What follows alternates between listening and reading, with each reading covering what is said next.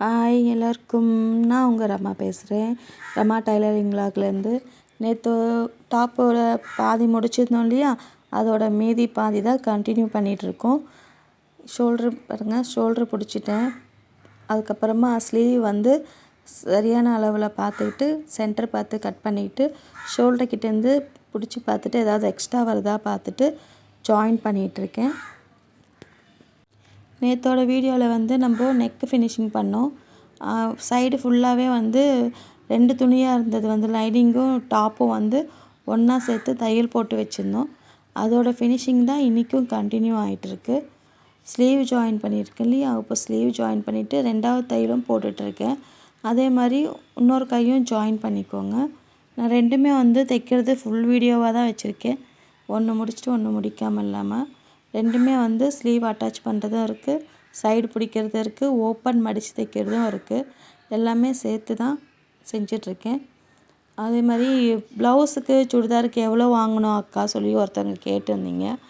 ப்ளவுஸுக்கும் சுடிதாருக்கு வந்து நான் கடை வச்சு நடத்திட்டு இருக்கும்போது நான் வாங்கிட்டு இருக்கிறது சொல்கிறேன். நான் அந்த ஏரியாவில் நான் வாங்கிட்டு இருந்தது 150 நார்மல் ப்ளவுஸ் தைச்சிட்டு இருந்தேன். 300க்கு வந்து லைனிங் ப்ளவுஸ் தைச்சிட்டு இருந்தேன். அதுக்கு லைனிங்க்கு எவ்வளோ ஆகுதோ எக்ஸ்ட்ரா சார்ஜ் அது தனியாக வாங்கிட்டேன்.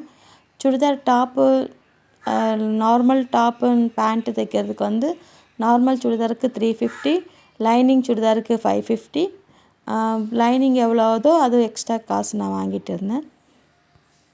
அதுக்கப்புறமா நான் வந்து ஓரம் தைக்கிறது, ஃபால்ஸ் அடிக்கிறது, சாரீக்கு சுங்கு வைக்கிறது, அந்த மாதிரிலாம் தைச்சி கொடுத்துட்டு இருந்தேன். அதுக்கு தகுந்த சார்ஜ் வாங்கிட்டு இருந்தேன். நீங்கள் சைடு ஓரம் தைக்கிறது, டாப்புக்கு ஆல்டேஷன் பண்ணுறது, அதுக்கு தனி ரேட்டு வாங்கிட்டு இருந்தேன். அதுக்கப்புறம் யாராவது சட்டை லூஸாக இருக்குன்னா டைட் பிடிக்கிறதுக்கு அந்த மாதிரி வந்தாங்கன்னா அதுக்கு தனி சார்ஜ் வாங்கிட்டு இருந்தேன். நம்ம சாரீஸ்க்கெல்லாம் வந்து ஓரம் அடித்து ஃபால்ஸ் தைக்கணுன்னா 50 ருபீஸ் கண்டிப்பாக வாங்கிக்கலாம்.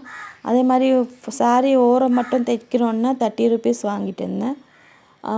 அப்புறம் வந்து சைடு பிடிக்கிறதுனா 30 to 40 ருபீஸ் வரைக்கும் வாங்கிட்டு இருந்தேன். ஆனால் டாப் வந்து லூஸாக இருக்குது சொல்லி கொடுத்தவங்களுக்கெல்லாம் வந்து 30 to 50 ருபீஸ் கூட வாங்கிட்டு இருந்தேன்.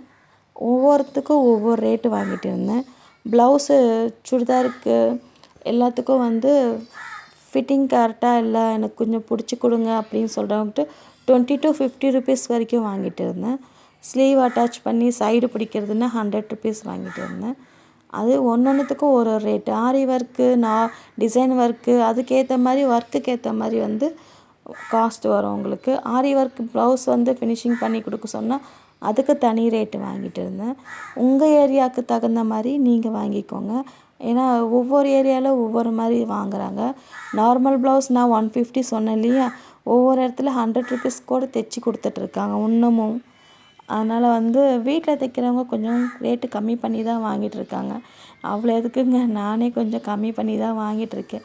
ஆனால் நம்ம ஃபினிஷிங் பண்ணி கொடுக்குறது அவங்களுக்கு சாட்டிஸ்ஃபேக்ஷனாக இருந்துச்சுன்னா எங்கே இருந்தாலும் நம்மளை தேடி வருவாங்க. ஏன்னா என்னோடய கஸ்டமர்ஸ் வந்து எனக்கு கால் பண்ணி துணி கொடுத்து அனுப்புகிறாங்க நான் எங்கே இருந்தாலும்.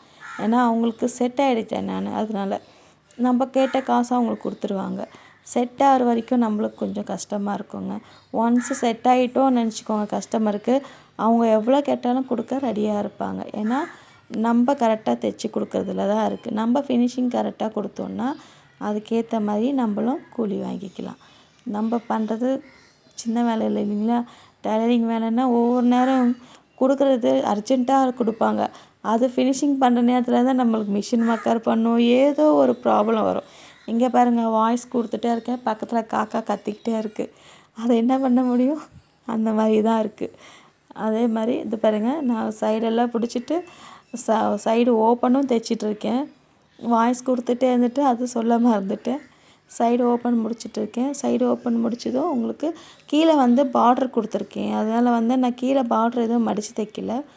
சைடு ஓப்பன் முடிச்சுட்டு நம்ம போட்டிருக்கோம் இல்லையா ரெடி அளவு, நம்ம சைடில் வளைவு கொடுத்துருந்தோம் இல்லையா, அதோட வளைவுக்கு தான் நான் வந்து தையலும் போட்டு முடிச்சிருக்கேன். ஃபுல் ஃபினிஷிங்கும் பண்ணிட்டேன் நான். சரிங்களா, அதோட அளவுக்கு நம்ம மார்க்கிங் கரெக்டாக பண்ணிட்டோன்னா அந்த மார்க்கிங்க்கு ஏற்ற மாதிரி நீங்கள் தையல் போட்டுட்டு வந்தாலே போதும்.